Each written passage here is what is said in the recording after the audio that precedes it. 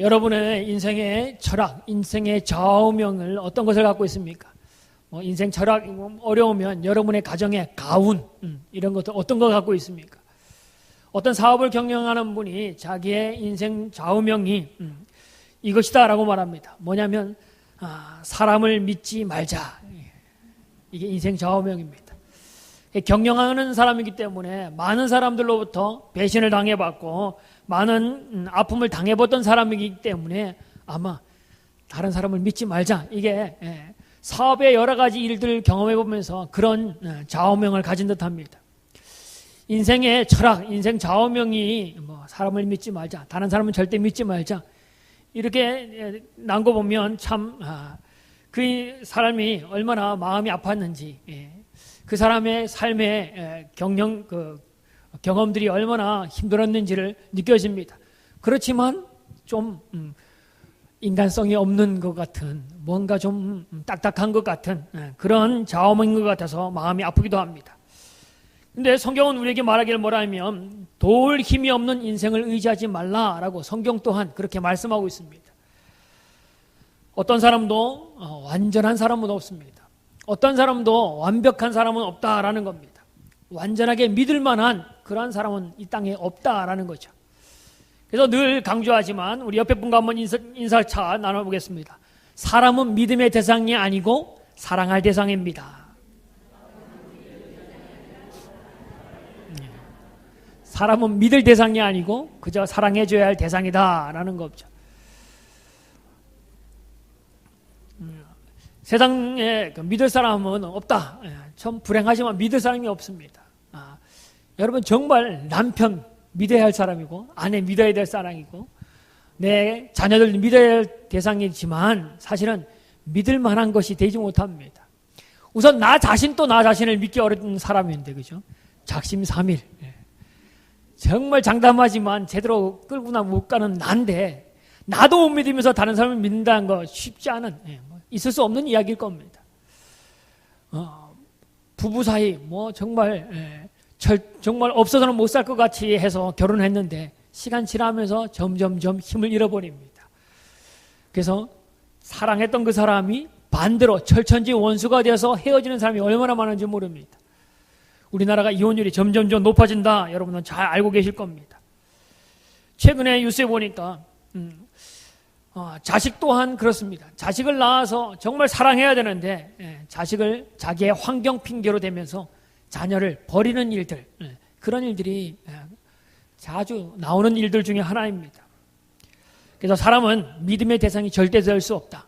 오직 믿음의 대상은 한 분인데 그분 누구예요? 오직 하나님, 오직 예수님밖에 없다라고 성경은 분명히 말씀해 줍니다. 자, 오늘 본문에 보면 우리 본문을 보면서 읽을 때마다 마음이 답답하고 삽잡하고 안타까운 심정이 들어지는 본문이 바로 이 본문입니다. 주님을 따르던 베드로, 주님을 모른다고 부인하는 사건이 오늘 본문 가운데 들어있습니다. 12제자 중에 수제자, 가장 으뜸가는 제자라고 했던 베드로가 어떻게 그렇게 주님을 배반할 수 있었는가라는 거죠. 이해가 안 되는 것처럼 보이는 본문입니다.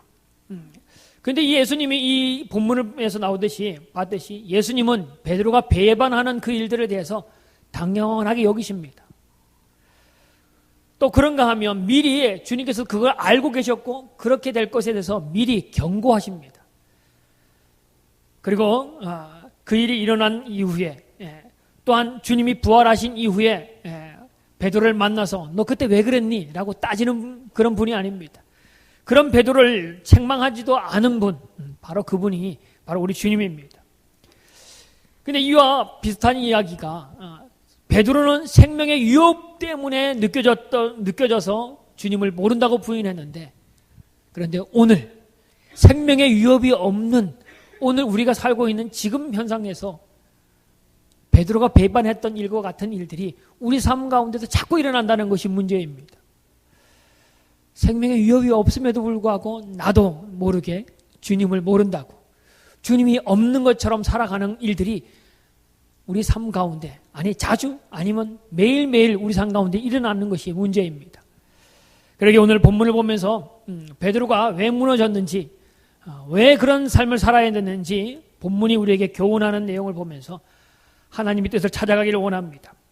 자, 베드로가 왜 그렇게 부인하는 삶을 살았는지 본문을 통해서 뭐라고 말하냐면 자기 자신을 너무 과신하지 말라라는 뜻이 그 가운데 들어있습니다. 33절에 보면 그가 말하되 주여 내가 주와 함께 오게도 죽는데도 가기를 각오하였나이다. 주님과 함께 가겠다. 주님이 죽는 자리가 있다 할지라도 어떤 자리다 할지라도 부인하지 않고 끝까지 가겠습니다. 부인하지 않겠습니다. 장담을 합니다. 34절에도 보면 26장 마태복음 26장 34절에 보면 예수께서 이르시되 내가 진실로 내게 이르노니 오늘 닭 울기 전에 내가 3번 나를 부인하리라. 베드로가 이르되 내가 주와 함께 죽을지언정 주를 부인하지 않겠나이다 하고 또 모든 제자도 그와 같이 말하니라. 예수님이 사전에 경고하셨습니다. 절대로 그 주님이 너 배반할 것이다 라고 말하지만 베드로는 절대 그런 일이 없을 것이다. 장담합니다. 자기 삶 자체야 절대 그런 일 없을 것이다. 내가 설마 그러려고 나 스스로도 그렇게 부인하지 않을 것에 자신감을 가졌던 베드로입니다. 한마디로 말해서 자신을 너무 믿었던 겁니다. 여러분, 영적 전쟁, 우리 신앙생활은 영적 전쟁이라고 말하는 겁니다. 우리의 신앙생활이 단순한 취미생활의 정도가 아니라는 겁니다. 보이지 않는 악한 영과의 싸움이기 때문에 이것은 영적 싸움, 죽음을 걸고 싸우는 영적 싸움인데 그렇게 입으로 장담한다고 입으로 큰소리 뻥뻥 친다고 이것이 다 이루어지는 것은 아니라는 것을 우리에게 보여줍니다. 베드로가 자기 자신을 너무 믿었던 것, 그래서 그것이 베드로의 약점은 아닌가라고 생각되어집니다. 때로는 베드로가 자신을 과신했듯이 우리도 때로는 그렇게 말합니다. 내가 목사인데, 내가 장로인데, 내가 권사인데, 내가 몇 년이나 신앙생활을 했는데 설마 내가 그런 것쯤이야 못 이기겠느냐, 나는 반드시 이길 것이다 라고 장담하는 경우도 있습니다. 근데 그렇게 장담하는 마음이 생길 때에 정신을 바짝 차리시기를 바랍니다. 신앙생활이 그렇게 간단하지 않다라는 겁니다. 사단이 우리와 영적 싸움에서 무기를 들고 나오는 것 중에 무서운 무기가 뭐냐면 목숨, 죽음을 우리에게 들고 나올 때가 우리는 그것을 들고 나오면 많은 사람이 신앙생활 가운데 펑펑펑 쓰러져 가는 것들이 바로 그런 일들입니다. 목숨을 내놓고 신앙생활 하겠느냐? 그러면 대부분 사람들이 지금은 내가 순교할 것 같처럼 보이지만 절대 내가 주님을 부이지 않겠다고 하지 모르지만 많은 사람들이 죽음을 내걸면 죽을래 신앙생활 낼래 한다고 한다면 죽음 앞에선 내려놓은 사람이 부지기수일 겁니다. 베드로가 오늘 부인하는 것이 바로 죽음 앞에서 그 일들을 부인했다는 겁니다. 죽을지언정 부인하지 않겠습니다. 부인하지 않겠다고 뻥뻥뻥 소리쳤지만 죽음의 자리, 베드로가 어떤 사람이냐면 예수님과 겟세마네 동산에서 기도하던 그 순간에 예수님을 잡으러 왔을 때에 그 제사장의 종 말고의 귀를 자르면서까지도 거부했던 사람, 그 길이 가지 않도록 해서 거부했던 그 사람이 바로 베드로입니다. 근데 오늘 대제사장의 뜰이라고 하는데 그 뜰이 어떤 뜰이냐면 바로 자기가 칼로 귀를 잘랐던 것, 다른 사람의 귀를 칼로 자르면 무슨 죄가 성립됩니까? 살인 미수죄겠죠, 그죠? 살인을 저지르는 죄가 걸리는 것이 뭐냐면 오늘 그 뜰이 바로 그 종이 속해 있는 제사장의 뜰이라는 겁니다. 그러니까 잘못하면 자기는 살인죄로 잡힐 수 있는 자리가 바로 그 자리입니다. 그리고 주님이 잡혀서 주님의 십자가를 지러 가는 것처럼 자기도 또한 잡히면 죽음의 자리로 나아갈 것이기 때문에 오늘 주님처럼 잡혀서 죽을까 봐 목숨 걸고 그 순간에 나는 주님을 모른다라고 부인하는 겁니다. 그러고 보면 베드로가 부인하는 것 어느 정도 이해할 수 있는 겁니다. 반대로 우리에게 돌아와 봅시다. 우리에게 너 죽을래? 교회 갈래? 그러면 여러분 그런 사람 아직까지 우리 교회 그런 분이 있습니까? 신앙생활 하면서 때로는 매를 만났다는 얘기는 있지만 그거 신앙생활 하는 것 때문에 죽을래 살래 하는 일들은 거의 없습니다. 근데 우리의 신앙생활 가운데 조금 피곤하다고 주님을 모른다고 부인합니다. 조금 더 재밌는 일을 찾아서 나아갑니다. 어떤 분은 드라마 한 편 때문에 그것 때문에 교회 안 가는 분도 있어요. 오늘 국수 먹으러 간 분도 있잖아요. 그것 때문에 주님과의 시간을 거부하는 겁니다. 베드로는 목숨 때문에 부인했는데 우리는 국수 한 그릇에, 더부페에 부페 한 그릇에 주님을 모른다고 부인하는 것, 매주마다 일어나는 일들 얼마나 많이 있습니까? 그게 뭐예요? 자신을 과신했던 베드로. 우리는 자신을 과신하지 않는다 할지라도 작은 일에도 설마 내가 주님 모른다. 뒤집어 보면 베드로가 우리보다 그래도 낫습니다. 재밌는 것 하나 때문에, 조금 돈을 더 번다는 그것 때문에 주님을 모른다고. 나를 향하여 생명을 내어주신 그분 앞에 나는 생명 주신 그분 또 국수 한 그릇에 팔아버리는, 얄팍한 즐거움에 팔아버리는 그런 우리의 모습이라는 겁니다. 주님은 우리에게 과신하지 말라. 너무 너 자신을 장담하지 말라. 너 죽음의 앞에 놓인다면, 베드로처럼 죽음의 앞에 놓인다면 너는 더하면 더했지 덜하지는 않을 것이다 라는 겁니다. 오늘 죽음 앞에 주님을 거부했던 사람, 주님 앞에 주님을 모른다고 부인했던 그 사람 베드로인데 나의 모습을 좀 보시길 바랍니다. 근데 베드로가 사도행전 4장에 가면, 지금 오늘 읽었던 본문에는 죽음 앞에 두려워서 주님을 모른다고 부인했는데, 사도행전 4장에 가면 똑같은 베드로인데 완전히 다른 삶을 살고 있습니다. 거기는 죽음을 두려워하는 사람이 아니라 죽음 앞에 당당히 나아가서 복음을 증거하는 사람의 모습으로 바뀌어 있는 베드로입니다. 죽음이 두려움이 아니라 죽음을 뚫고 나가서 복음을 전하는 사람, 완전히 바뀌어버린 사람의 모습이 나옵니다. 바로 그 이유가 뭐냐면 성령의 임재를 경험한 다음에 베드로 모습은 바뀝니다. 성령 강림 이후에 죽음이 끝이 아니다. 예수님이 살아계신 그 모습을 보고 죽음을 이기고 부활하신 주님을 보고 죽음이 끝이 아니구나, 부활이 있구나라는 것을 알았던 베드로, 그의 삶은 완전히 바뀌었습니다. 죽음이 두려움이 아니라 죽음을 뛰어넘는 사람, 죽음보다는 하나님을 향하여 믿음으로 달려가는 그 모습을 바뀐 베드로의 인생을 살고 있습니다. 하나님은 전능하신 분입니다. 하나님이 주신 그 능력은 무한하신 분입니다. 그래서 베드로가 환난이라 할지라도, 박해라 할지라도, 핍박이라 할지라도, 죽음이라 할지라도 그때는 바뀌지 않는 삶, 부인하지 않는 삶, 도리어 죽음을 뛰어넘는 삶을 살 수 있었던 것은 뭐냐면 성령을 부여받을 때, 성령이 임했을 때 그 가운데 가능했던 이야기입니다. 시편 23편 4절에 보면 내가 사망의 음침한 골짜기를 다닐지라도 해를 두려워하지 않을 것은 주께서 나와 함께 하십니다. 사망의 음침한 골짜기라도 할지라도 주님이 나와 함께 하시기 때문에 두렵지 않다라는 겁니다. 주의 지팡이가 나를 안위하시기 때문에, 주님이 나를 보호하시고 지키시고 나와 함께 하시기 때문에 나는 두렵지 않다. 마태복음 10장 26절에도 말합니다. 몸은 죽여도 영혼을 능히 죽이지 못하는 자를 두려워하지 말고 오직 몸과 영혼을 능히 지옥에 멸할 수 있는 자를 두려워하라. 정말 두려워할 것은 세상의 어떤 박해가 아니라 정말 두려워할 것은 주님을 모른다고 부인하는 것, 주님을 나의 주로 모시지 않는 것, 우리의 심판주로 서실 예수 그리스도를 모르고 살아가는 것, 그것을 더 두려워하라 라고 말씀합니다. 오늘도 우리 자신을 과신하지 말고 어떤 일이 있어도 절대로 주님을 부인하지 않겠다고 자신하는 그 자신감으로 살아가는 것이 아니라 성령을 받아서 성령으로 무장되어서 주님을 높이고 주의 이름으로 살아가는 우리 성강의 성도들 되어지기를 바랍니다. 두 번째 우리에게 가르쳐준 교훈은 뭐냐면 기도할 때 기도해야 된다라는 겁니다. 우리 너무 잘합니다. 기도할 때 기도해야지. 이건 당연한 것처럼 보입니다. 마태복음 26장 40절 41절에 보면 제자들에게 오사 그 자는 것을 보시고 베드로에게 말씀하시되 너희가 나와 함께 1시간도 이렇게 깨어 있을 수 없더냐. 시험이 들지 않게 깨어 기도하라. 마음의 온이로되 육신이 약하도다 하시고, 예수님이 베드로가 그렇게 죽는 데까지는 가겠습니다, 나는 절대 부인하지 않겠습니다 라고 대답할 때에 주님께서 베드로에게 향해서 경고하셨습니다.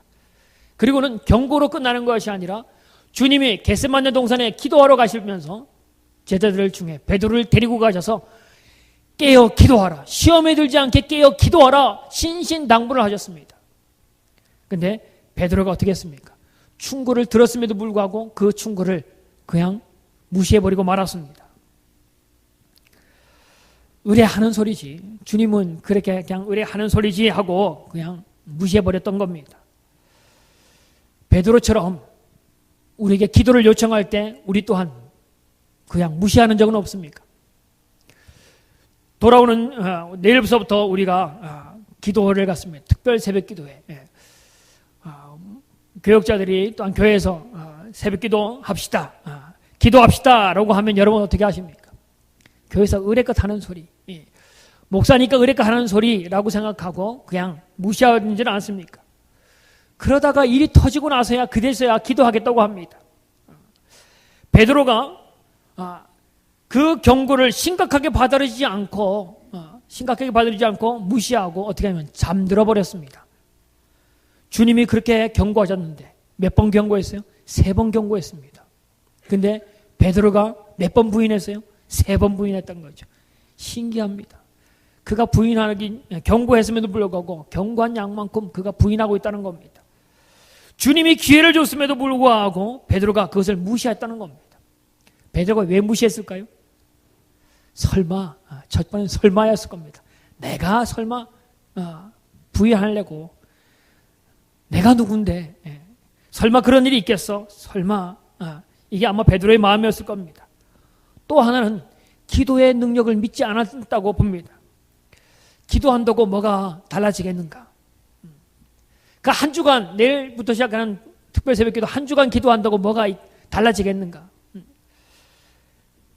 기도는 시험을 피할 수 있는 길을 주든지 시험을 이길 수 있는 기도는 시험을 이길 수 있는 길이 되든지 두 가지입니다.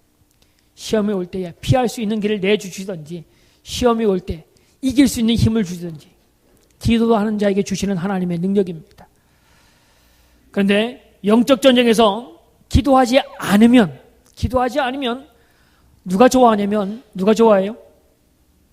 마귀가 제일 좋아합니다. 왜냐하면 기도하지 않는 자는 마귀의 밥이기 때문에 밥상을 놓고 마귀가 기뻐하는 겁니다. 시험이 비껴가든지 시험을 이기든지 주님은 우리에게 기도함을 통하여 우리에게 주시고자 하는 겁니다. 그래서 주님은 뭐 하셨냐면 수시로 기도하십니다. 주님은 모든 것의 출발에 기도부터 시작하시는 분이 바로 주님입니다. 주님의 공생애를 보면 첫 시작도 뭐부터 시작해요?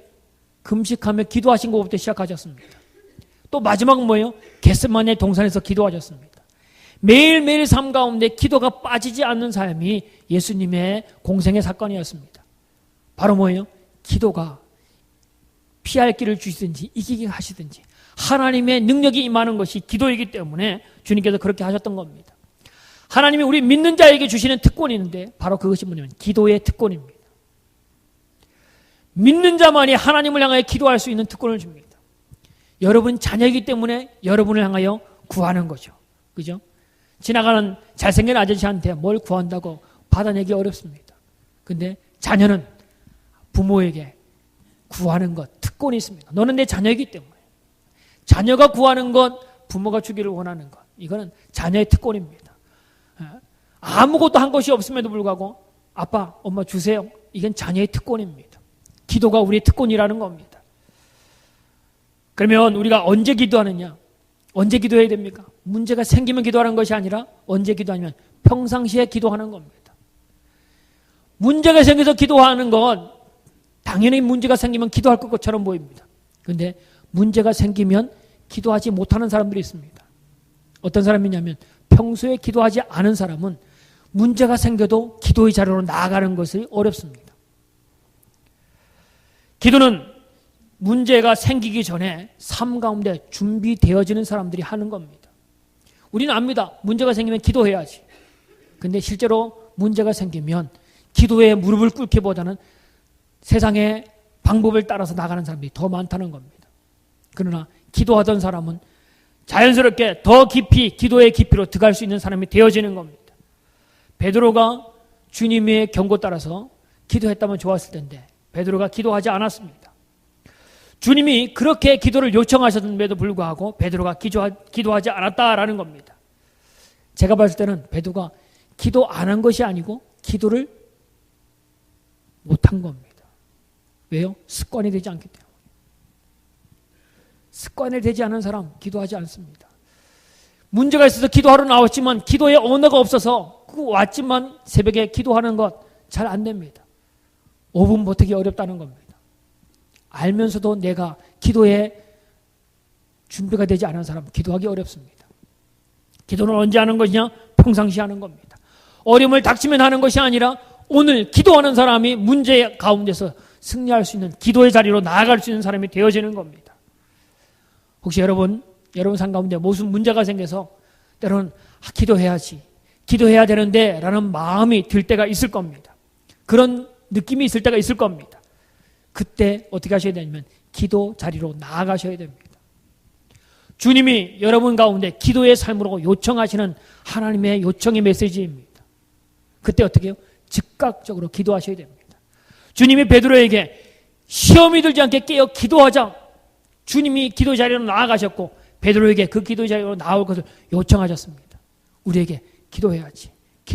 그 마음을 주시는 분은 주님이 기도 자리로 부르시는 겁니다. 때로는 교회를 통해서 새벽에 기도를 만들어 놓고 기도를 통해서 기도 시간을 정해놓고 기도의 자리로 나오라고 요청하는 그때 여러분 하셔야 될 것이 기도하는 겁니다. 베드로가 이 시간을 잊어먹을 때 베드로가 그 기도의 자리를 잊어먹었을 때 베드로는 부인하는 사람. 그렇게 장담하고 나는 절대 그런 일이 없을 거라고 장담했지만 결국은 기도하지 않았던 베드로 결국은 부인하는 사람이 되어버리고 말았다는 겁니다. 오늘도 여러분과 저희 가운데 주의 성령이 기도를 요청할 때가 있다면 바로 이번 주 그 기도의 요청을 들었다면 즉각적으로 그 자리에 순종하며 나아가시길 바랍니다. 그러면 피할 길을 주시든지 이길 힘을 주시든지. 자, 우리가 평상시에 기도해야 되는데 기도하라라는 말과 함께 반드시 따라오는 말이 있는데 뭐 아니면 힘써 기도하라는 말을 자주 합니다. 힘써 기도하라. 기도하는데 어떻게 하냐면 힘써서 기도하라라고 말합니다. 다른 말로 하면 기도는 그냥 되는 것이 아니라는 거죠. 가만히 있으면 되는 것이 아니라는 겁니다. 뭐 해야 돼요? 힘써야 할 것이 기도라는 겁니다. 마음을 다하고 힘을 다하고 뭔가 온 마음을 다해서 할 것이 기도라는 거죠. 가만히 있어서 되어지는 것이 아닙니다. 기도에 무릎을 꿇기 위해서 때로는 잠을 설쳐가면서라도 기도에 힘쓰는 것 이것이 있어야 된다는 겁니다. 기도하기에 가장 좋은 시간, 기도하기에 가장 적격인 시간, 가장 효과적인 시간이 언제이냐? 많은 사람들이 이야기하기를 새벽 기도라고 말합니다. 근데 어떤 사람은 말합니다. 새벽 기도 그 시간에 죽어도 못 일어나겠습니다. 죽어봐야 알죠, 그죠? 어려움을 만나서 죽을 정도 돼봐야 알죠. 근데 그것이 뭐냐면 다른 말로 하면 내가 기도 시간보다 나에게는 다른 우선순위가 있습니다 라는 말과 다를 바가 없습니다. 정말 소중하면 다 뿌리치고라도 그거 합니다. 여러분 삶 가운데 중요하다고 생각하는 거 뭐예요? 다른 거 다 포기하고 그거 하는 거죠. 그게 중요한 겁니다. 근데 우리는 기도가 중요합니다 라고 하면서도 말로는 말하지만 정말 중요한 자리 다 뿌리치고 그 시간을 나가지 않는다는 겁니다. 잠이 많아서 잠 때문에 못합니다. 생활 리듬이 잘못된 거죠. 하나님께 구별된 시간을 위해서 일찍 자야 될 사람이 정말 그 시간이 중요하다고 생각하면 그 시간에 초점을 맞춰야 되는 사람인데 밤늦게까지 TV 보고 밤늦게까지 다른 짓 하다가 새벽에 나가려면 절대 있을 수 없는 일 아닙니까? 그것 위해서 준비해야 되죠. 그거 위해서 준비해야 됩니다. 어떤 사람은 건강이 안 돼서 여러 가지 핑계 됩니다. 그런데 주님은 그거 핑계밖에 안 된다는 겁니다. 베드로가 잠자는 거 핑계처럼 보입니다. 피곤해서, 육신이 약해서. 그런데 결국은 뭐예요? 시험 들 수밖에 없다는 겁니다. 문제를 이길 수 없는 그런 삶으로 나아가는 것, 그것이 기도의 요청을 잃어먹을 때입니다. 주님은 여러분과 저에게 기도를 요청합니다. 기도하자. 깨어 기도하라. 교회가 특별 새벽 기도 2주간 하던 것을 올해는 한 주로 줄였습니다. 주님은 우리를 위해서 십자가에 죽으시면서 우리 위해서 모든 삶을 내어주면서 피와 생명까지 내어주면서 기도하셨던 주님, 그 주님께서 오늘 한 시간, 때로는 깨어서 나와 그 시간을 함께 기도하자고 우리를 부르심에도 불구하고 우리가 그 시간 또 내어드리지 못한다면, 베드로가 부인했던 것, 베드로가 부인하면서 좌절할 수밖에 없었던 그 이유는 이 기도의 시간, 주님의 요청을 무시했다는 겁니다. 오늘 주님의 요청, 기도하자. 새벽을 깨우자. 하나님의 요청에 응답하여서 내일 새벽부터 있는 새벽기도에 동참함을 통하여 승리하는 삶을 살아가는 우리 성도들 되어지기를 바랍니다. 세 번째, 본문을 통해서 우리에게 가르쳐주는 교훈이 뭐냐면 주님과 마음이 멀어지지 말라라는 겁니다. 54절에 보면 예수를 잡아 끌고 대제사장 집으로 들어갈 새 베드로가 멀찍이 따라가니라 라고 말합니다. 여기 멀찍이, 먼저 뭐지만 멀찍이, 이 말은 뭐냐면 공간적인 겁니다. 주님이 저 가시면 멀리서 보일 듯 말 듯 멀찍이 떨어지는 공간적인 의미인데, 한편으로는 무슨 마음이 들면 베드로의 마음의 상태를 말하는 것 같습니다. 주님과의 마음이 멀찍이 떨어져 있는, 베드로의 마음이 주님께서 멀어졌습니다. 주님은 변함없이 베드로를 제자 삼고 주님은 베드로와 함께하기를 원하시는데 베드로 자체가 주님을 멀리 떨어뜨립니다. 아마 베드로가 예수님에 대한 실망감이 있었던 것 같습니다. 주님과 함께했던 베드로, 그런데 군병들에게 와서 예수님을 잡아갈 때 아무 저항 없이 아무 힘 없이 끌려가는 주님을 보면서 주님에 대한 마음이 멀어집니다. 내가 믿었던 그 선생님이 저렇게 힘없이 나약하게 끌려가다니, 이제 죽음으로 끌려가는 그 모습을 보고 무기력한 예수님을 보고 자기의 마음 또한 멀찌감치 떨어진다는 겁니다. 한편으로는 기도하라고 했던 그 기도의 시간에 베드로는 졸다가 기도하지 않다가 주님의 분부한 그 말씀, 기도하라고 그렇게 분부했는데도, 그렇게 부탁했는데도 기도하지 않았기 때문에 주님 볼 면목이 없었던 베드로, 때로는 그것 때문에도 주님으로부터 가까이 갈 수 없어서 멀찍이 떨어져 있는 베드로의 모습이 그 가운데 있었다라는 겁니다. 주님과의 멀찍 떨어져 있는 그 마음 때문에 베드로는 자기도 모르게 주님을 모른다고 부인하는 사건이 일어나는 겁니다. 주님으로부터 마음이 멀어진 그 모습이 주님으로부터 부인하는 일까지 일어나고 있다는 겁니다. 여러분은 주님과 얼마나 가까이 계십니까? 여러분은 주님과 얼마나 친하게 지내고 계십니까? 주님은 여러분과 저를 가까이 하기를 원하십니다. 주님은 시간만 되시면 우리와 함께 하기를 원하시다. 모든 삶 가운데 너와 함께 하기를 원하신다고 말합니다. 주님은 말씀하시기를 내가 세상 끝날까지 너희와 항상 함께 하겠다라고 말씀합니다. 주님은 이렇게 말합니다. 두려워하지 말라. 내가 너와 함께 합니다. 놀라지 말라. 나는 내 하나님이 됨이라. 내가 너를 굳세게 하리라. 내가 너를 도와주리라. 의로운 나의 오른손으로 너를 붙들리라. 주님은 굳게 붙잡고 나와 함께 하기를 원하시고, 주님은 도와주기를 원하시고, 어디를 가든지 우리의 삶 가운데 주로 있기를, 주님으로 서기를 원하시는 분이 바로 주님입니다. 근데 이 주님이 우리를 향한 사랑, 그 사랑이, 주님의 그 사랑이 주님의 짝사랑이 되지 않도록 우리 또한 주님의 사랑에 응답하는 여러분과 저가 되어지기를 바랍니다. 베드로가 누굽니까? 예수님과 3년 동안 붙어 살았던 사람입니다. 예수님이 무리를 걸을 때에 어느 누구도 무리를 걸어보지 않는 그 현장 가운데 주님과 함께 무리를 걷는 영광을 맛봤던 사람이 베드로입니다.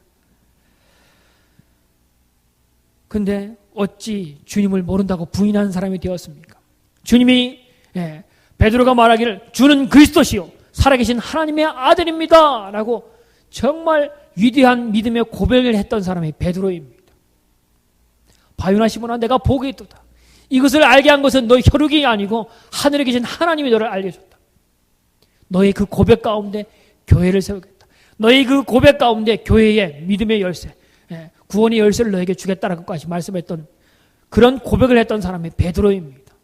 그런 베드로가 주님을 모른다고 부인하는 그 이유는 뭐냐면 주님과의 마음이 멀어졌기 때문입니다.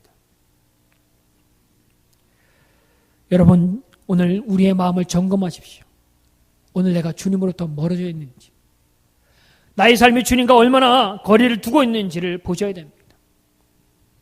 등 따시고 배부르니까, 내 환경이 잘 돌아가고 있으니까, 내 환경 가운데 뭔 문제가 별로 나타나지 않으니까, 하나님의 요청, 기도의 요청으로부터 멀어져 있습니까? 주님이 함께하겠다고, 내가 복주겠다고 하는 예배하는 자를 찾으시는 그 자리로부터 멀어져 있는 나의 삶은 아닌가라는 겁니다. 나는 얼마나 주님께 가까이 있나? 멀리 떨어져 있으면 떨어질수록 주님의 소리가 들리지 않습니다. 가까이 있어야지만 주님의 작은 소리, 작은 것이라도 주님의 소리에 응답할 수 있고, 작은 일들에도 세밀하게 주님을 경험할 수 있는 사람이 되어지는 겁니다. 마음이 멀어지니까, 하나님의 음성도 들리지 않고, 마음이 멀어지니까 주님을 모른다고 부인하는 일들이 멀어진 관계 속에 일어나는 겁니다.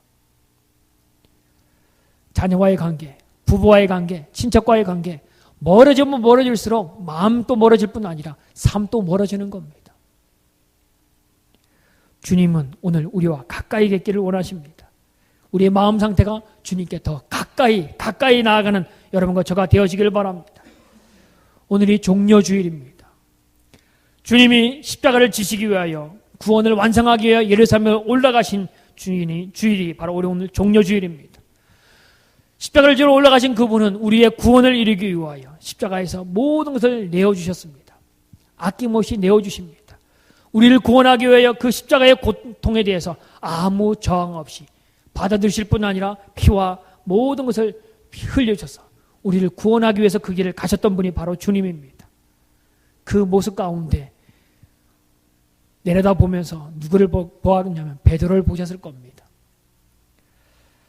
주님을 모른다고 부인하지 않겠다고 하던 그 베드로, 그가 주님이 보셨을 때, 그 부인하는 베드로를 봤을 때 주님의 마음이 얼마나 아팠겠습니까? 여러분과 저를 볼 때 베드로와 같이 주님을 아프게 하는 그런 사람이 되지 않기를 바랍니다. 주님과 우리 사이가 멀어져서, 나 자신을 너무 과신해서, 기도하라고 할 때 기도하지 않아서, 오늘 베드로가 겪었던 일들, 주님의 가슴 아프게 했던 그 일들을 범하는 일들이 여러분과 저 가운데는 절대 없기를 바랍니다. 나 자신을 과신하지 마십시오. 절대 그렇지 않을 것이다. 장담하는 사람, 지금 깨어 있어야 될 때입니다. 주님 오늘 우리에게 말씀합니다. 기도할 때 기도하자. 깨어 기도하자. 그리고 마음이 멀어지지 않도록, 너의 삶이 나와부터 멀어지지 않도록 더 가까이 기도의 시간으로 가까이 나아가시고, 예배의 시간으로 가까이 나아가셔서 하나님을 부인하는 삶이 아니라 하나님의 은혜 가운데 살아갈 수 있는 사람. 그 이유는 뭐냐면 성령이 충만하면 가능한 겁니다. 주님이 우리 삶을 주관하시면 가능한 일들입니다. 내일부터 시작하는 특별 새벽 기도를 통하여 성령의 능력을 부여받아서 주님의 거룩한 백성으로, 주님의 거룩한 제자로 거듭남을 통하여 하나님의 영광을 맛보는, 하나님 일들 가운데 복음의 거룩한 순례자로 세워지는 그런 은혜가 여러분과 저 가운데 있어지기를 주님으로 부탁을 드립니다. 함께 기도하겠습니다. 하나님,